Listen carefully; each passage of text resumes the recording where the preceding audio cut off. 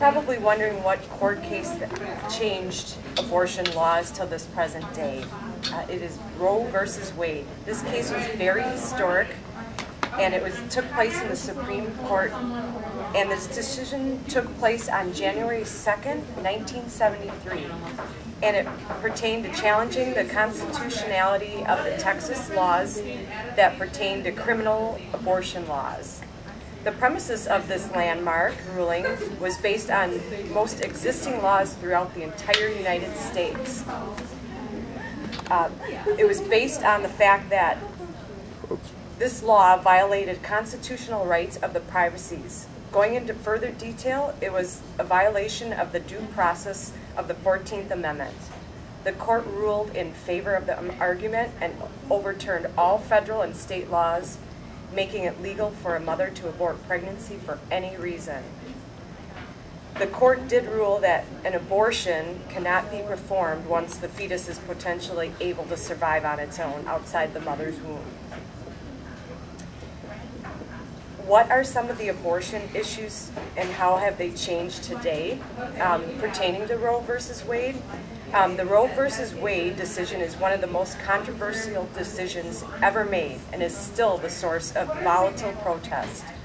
In recent years, there have been scientific developments that add even more debate on the subject of abortion, and this is stem cell research, which involves using cells from early stage human embryos which end up being destroyed in the process of retrieving the cells, and has caused a major debate amongst pro-life supporters and people who support stem cell research.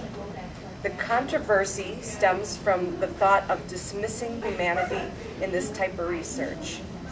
And it also defines, the problem is defining if the embryo is or is not considered the beginning of life.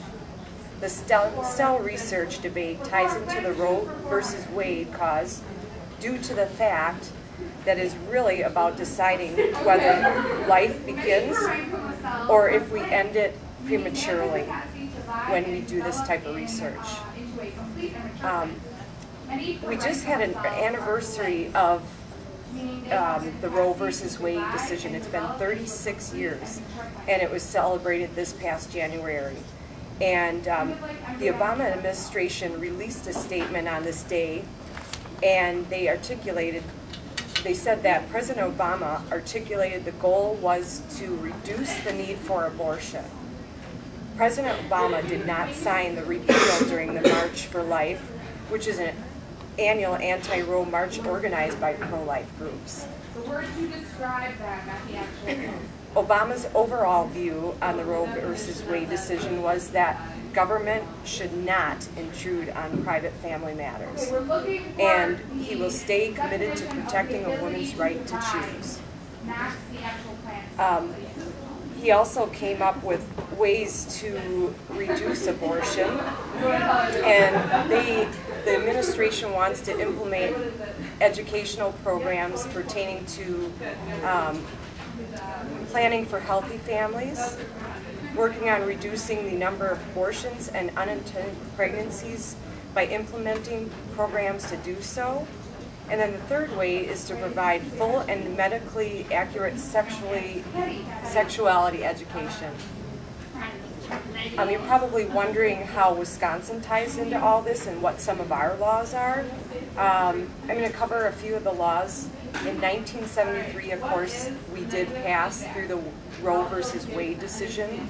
We overturned our current laws, making abortion legal in Wisconsin. Then in 1974, Conscience Protection Law.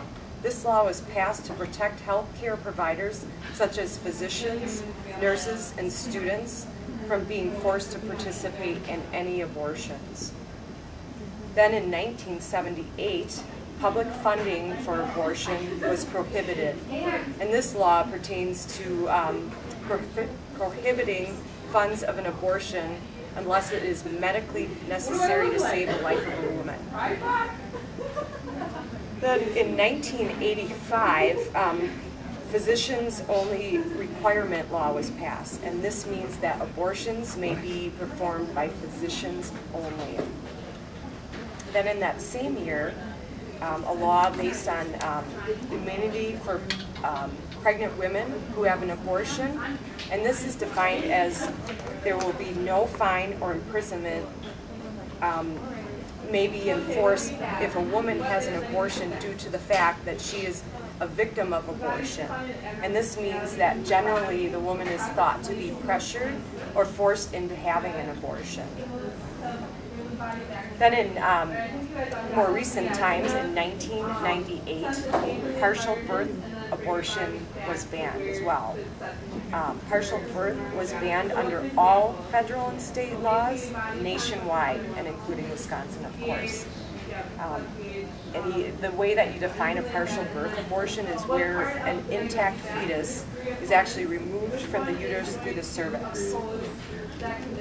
Then the latest law that was passed, it's called the Born Alive Infant Protection Law.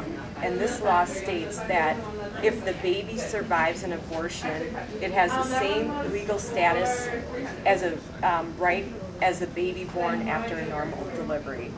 So basically, those are the laws that have been passed recently, and there are a lot of movement towards changing some of these laws or adding some to the book. So President Obama is mostly pro-choice, and the most recent thing that he did as far as abortion was he repealed rules that restricted federal money for international organizations to promote or provide for abortions overseas. President Obama said, for the past 8 years they have undermined efforts to promote safe and effective voluntary family planning in developing countries.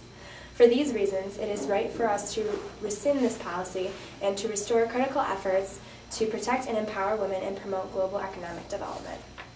Well, the Vatican, along with other pro-life leaders, rightly condemned this president's move.